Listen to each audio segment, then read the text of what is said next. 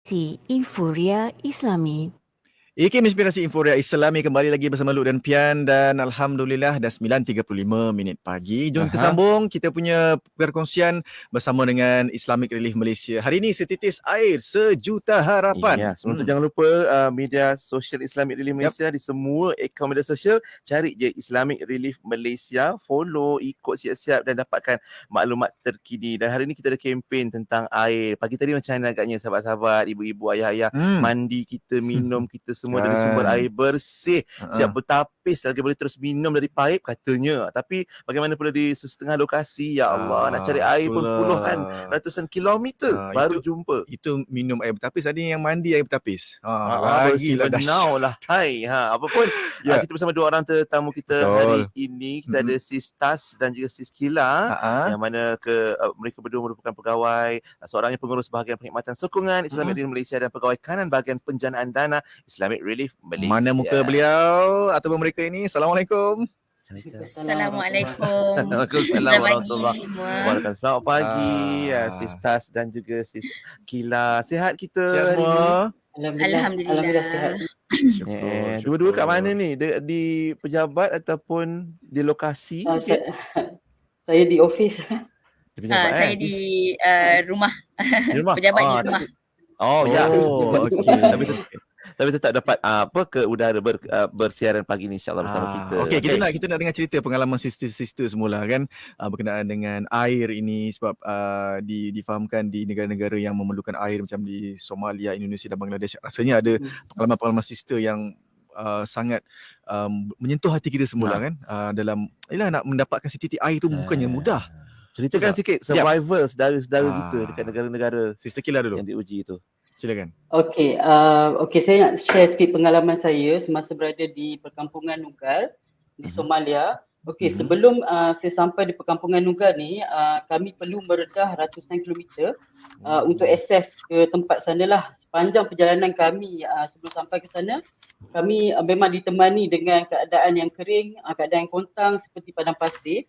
Ada satu ketika tu saya dengan tim sampai di satu kawasan yang memang rekahan dia yang sangat besar, yang boleh muatkan kaki saya yang besar 8. Bayangkan tapi sangat besar lah. Lepas tu saya pun sepanjang hidup saya memang tidak pernah lihat rekahan sebesar sedemikian lah. Lepas tu dan bila saya sampai di perkampungan Nugal ni, dekat sini saya lihat memang tiada pohon hijau, memang tak ada langsung. Yang ada hanyalah tanah yang berwarna coklat dan udara dia berdebu lah, maksudnya keadaan sekitaran dia tidak berapa okey sebab disebabkan oleh keadaan kering yang telah melampau.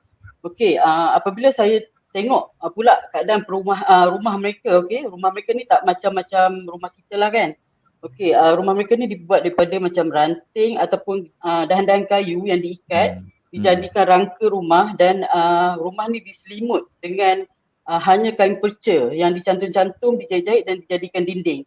Kalau nak dibandingkan dengan rumah kita yang yang berdindingkan batu, bata dan papan kan, memang kalau tengok keadaan rumah mereka ni memang tak selamat untuk didiami lah, kerana jauh beza kalau monsun, kalau taifun ke apa mungkin akan runtuh dan boleh mengakibatkan kecederaan.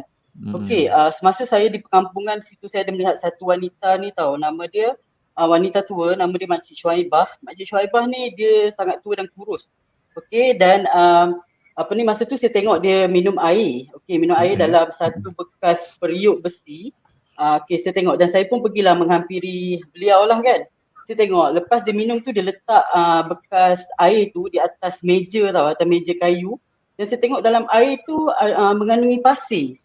Saya tengok masa tu memang saya rasa macam, ya Allah, ya Tuhanku, luluh hati saya sebab bayangkan air yang mengandungi pasir, Makcik Syuaibah ni terpaksa minum sebabkan dia tak ada pilihan. Dan masa tu juga saya terfikirlah kalau kita ni makanan kita jatuh di atas lantai pun kita memang tak nak makan lah kan, sebab kita rasa macam kotor sebab ni. Tapi Makcik Syuaibah ni sebabkan desakan memang ketiadaan air di sana, dia terpaksa minum air yang mengandungi pasir, bayangkan. Lepas tu atas desakan diorang ni, termasuk Makcik Syuaibah dan rakan-rakannya ni, untuk mencari air, mereka terpaksa jalan puluhan kilometer untuk mengakses air. Tapi air yang diorang dapat ni belum tentu bersih. Maksudnya walaupun diorang jalan berpuluhan kilometer, kita ingat dah dapat air bersih dah, tapi tak juga.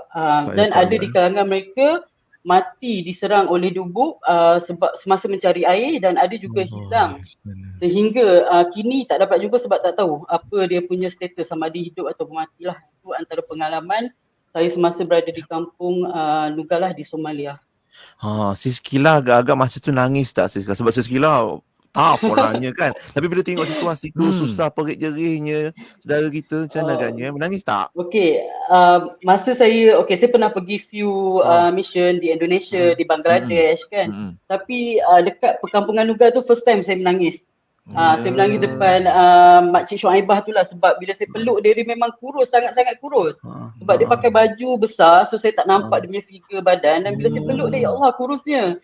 Lepas tu dia pula yang macam maksudnya dia pula yang pujuk kita jangan menangis, dia bersyukur dengan apa yang dia ada, dia bersyukur dengan apa yang Allah bagi dekat dia. Masya-Allah. Yang itulah yang saya macam, ya Allah ya Tuhanku, maksudnya kita kena tengok diri kita sendirilah, kita ada semua benda tapi Makcik Syuaibah ni serba kekurangan tapi dia bersyukur dengan apa yang Allah bagi dekat dia. Macam tu pun boleh bersyukur lagi kan, apatah lagi kita kan. Ya betul. Allahu Akbar. Okey, jom kita cerita pasal dana wakaf sistem air pula atau DWAS. Okey, Sistas ada cerita macam mana perkembangan terkini nak bangunkan sistem air di negara-negara, sebab lain negara mungkin lain sistem air mereka. Jadi mungkin Sistas ada perkembangannya. Okey, bismillahirrahmanirrahim. Assalamualaikum warahmatullahi wabarakatuh. Maaf suara saya serak-serak basah. tak berapa ada. Tak berapa ada hari ni. Sibuk sangat masa weekend buat berbagai aktiviti lah kan. Okey, untuk kita punya perkembangan projek dana wakaf sistem air, macam kita tahu sebelum ni ada 3 buah negara kan kita sasarkan, di Somalia, di Bangladesh juga di Indonesia kan. Setakat 28 hari bulan, 2-3 hari lepas kan, kita telah kumpulkan sebanyak 349,000 lebih ringgit untuk mereka-mereka di sana, dan juga kita ada balance lagi 650,000. Jadi yang kita tahu kan sasaran kita pada tahun ini adalah lebih kurang 1 juta ringgit daripada kita mula hari tu 22 Mac 2022 kan sampai 31 hari bulan Disember 2022. Jadi itu adalah sebenarnya banyak lagi DJ kita punya balance tu dalam 650,000 ringgit lagi yang setakat ini kan. Di Somalia kita dapat lebih kurang 147,000, di Bangladesh dalam 24,000 lebih, di Indonesia dalam 14,000 lebih kan. Jadi masih banyak lagi keperluan dana wakaf sistem air yang kita nak hulurkan bantuan kepada mereka-mereka di Somalia, Indonesia dan juga Bangladesh. Jadi untuk perkembangan juga setakat ini kita dah siap bina 9 buah telaga tiup di Tangail, Bangladesh. Jadi gambar-gambar tu semua nanti itu paling latest lah kita akan post dekat kita punya media sosial, ataupun kita kena up dekat media sosial untuk pendengar-pendengar iTeam hari ni yang paling awal lah sekali tahu tentang kita punya perkembangan terkini kan. Boleh progress tu boleh lihat nanti dekat kita punya media sosial di Facebook, di Instagram dan juga di website kita. InsyaAllah kita akan upload yang paling terkini lah dekat media sosial Islamic Relief Malaysia. Kena tengoklah kat Facebook nanti, jangan pula tanya mana gambar, tak ada gambar pun, saya sumbang banyak dah, lepas tu tak nampak pun telaga tiup. Kita tak sempat lah nak cerita sekarang semua ni, tapi boleh ke media sosial Islamic Relief Malaysia, nanti ada gambar-gambar bagaimana sumbangan anda tu sangat-sangat membantu. Dari segi impact macam mana Sistas? Impact pembinaan bekalan air bersih ni, sistem air bersih ni. Okey, kalau cakap dari segi impact kan, bekalan air bersih ni kita kalau ikutkan kita dah buat ataupun dah lakukan di beberapa buah negara kan sejak daripada 2017, 17, 18, 19, 20 memang impact dia memang kita nampak lah pada tahun ni. Yang pertama sekali impact dari segi keperluan air bersih lah untuk seisi keluarga. Jadi mereka yang dapat manfaat daripada dana wakaf sistem air ni dah boleh gunakan air bersih bersih tersebut untuk kegunaan harian seperti contoh untuk minum, untuk basuh pakaian mereka, untuk mencuci pakaian mereka. Bukan hanya keluarga sahaja yang dapat impact tu, tapi diorang dah boleh teruskan kelangsungan hidup. Mereka-mereka ni dah boleh jalankan aktiviti pertanian dan juga peternakan seperti peternakan lembu, kambing, kerbau kan dapat dipelihara untuk menjadi sumber pendapatan pula untuk mereka sekeluarga. Jadi bukan saja untuk keperluan harian, untuk keperluan sumber makanan mereka juga. Dan juga dari yang ketiga, dia punya impact dari segi kesihatan, yang mana kesihatan mereka yang mendapat manfaat daripada kita punya dana wakaf sistem air ni dari segi kesihatan yang sangat-sangat baik. Jadi mereka yang sebelum ini dapat kurang air bersih kan, yang impact daripada keperluan air yang kurang bersih tu, dapat pelbagai jenis penyakit seperti contoh penyakit taun, demam campak, muntah, cirit birit dan sebagainya kan. Jadi tahap kesihatan mereka sangat-sangat baik setakat ini. Jadi macam saya pun melihat sendiri kan macam mana keadaan mereka di kem-kem pelarian di Somalia. Jadi dengan keadaan kaki mereka, dengan keadaan anak-anak kecil yang menangis kelaparan, menangis disebabkan dihurung lalat di muka kan. Jadi impact daripada air-air bersih yang kita hulurkan ni sangat-sangat besar manfaat kesannya. kepada mereka. Ya, betul. InsyaAllah. Itu dia. Dari duit jadi air.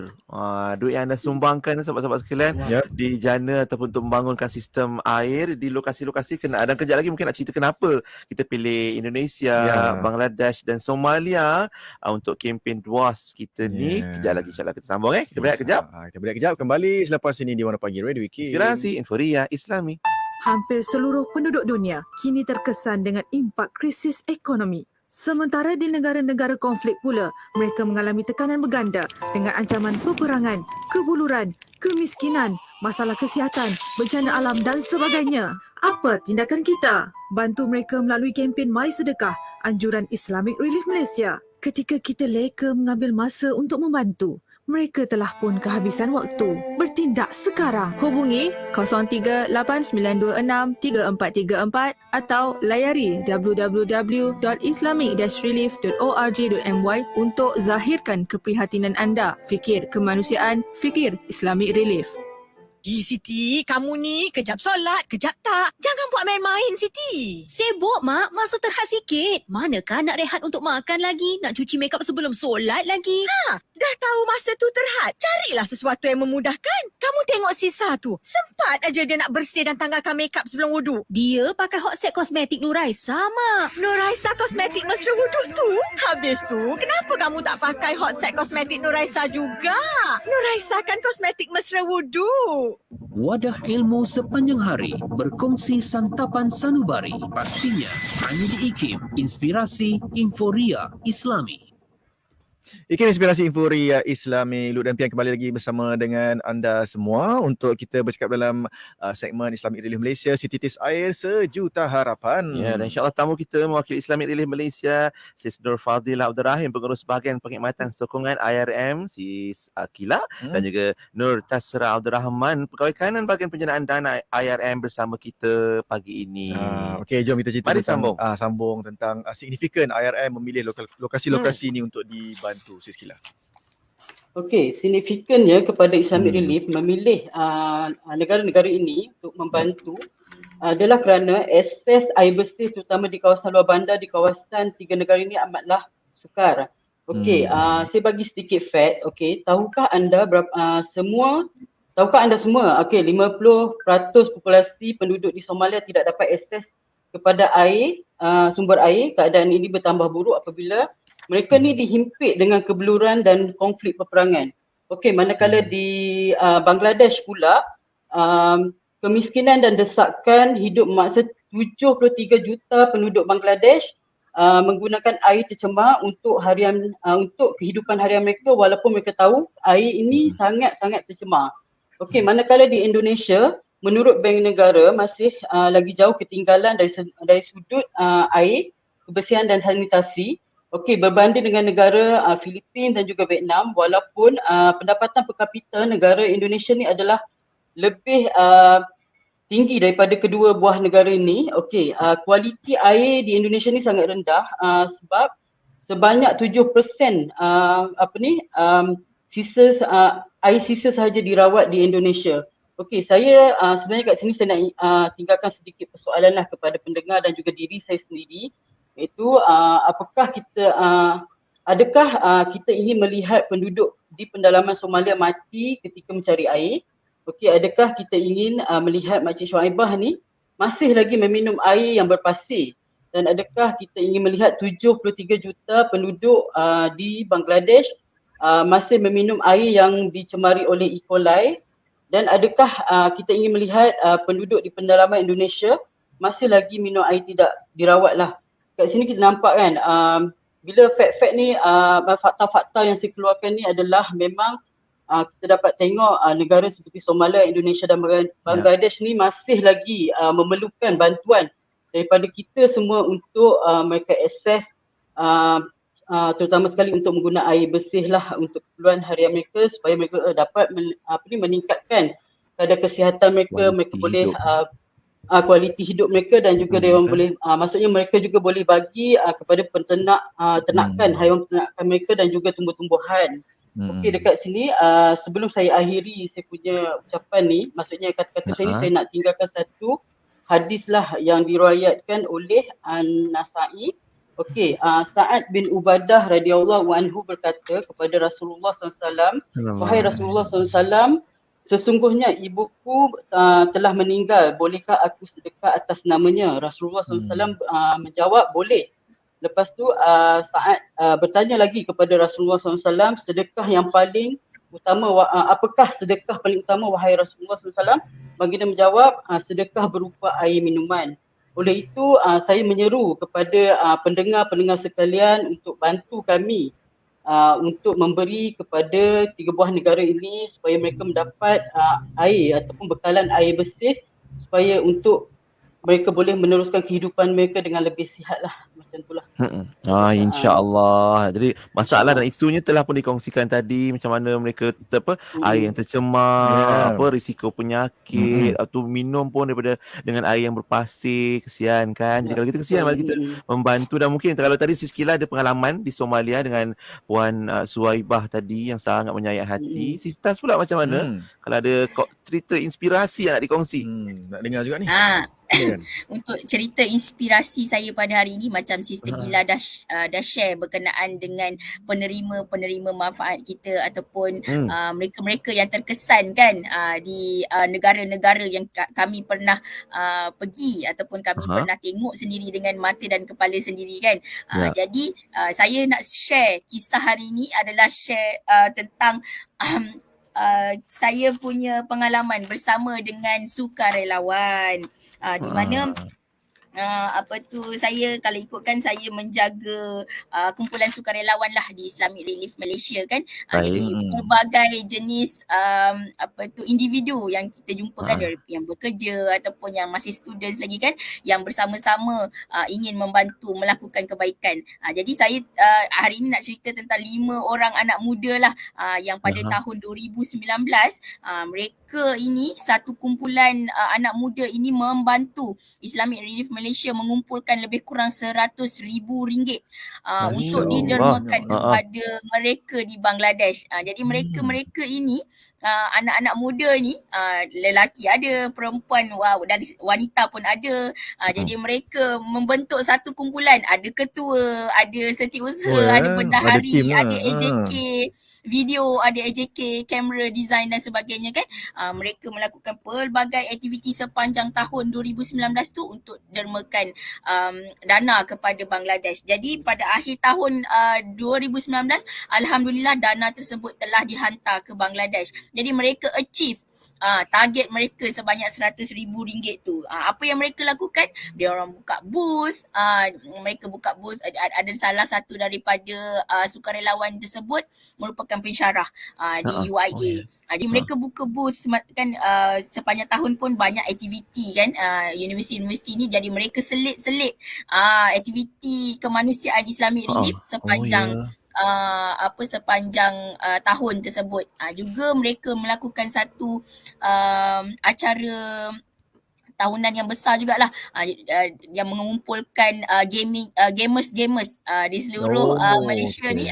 Jadi mereka buat satu event di mana gamers ini diselitkan sekali isu-isu kemanusiaan, isu-isu ketiadaan air di negara-negara yang kita pilih ni kan. Jadi mereka ni pun menderma kepada dana wakaf sistem dapat air. menyumbang Untuk Bangladesh. Jadi jadi sangat-sangat berinspirasi. Jadi yang kita nak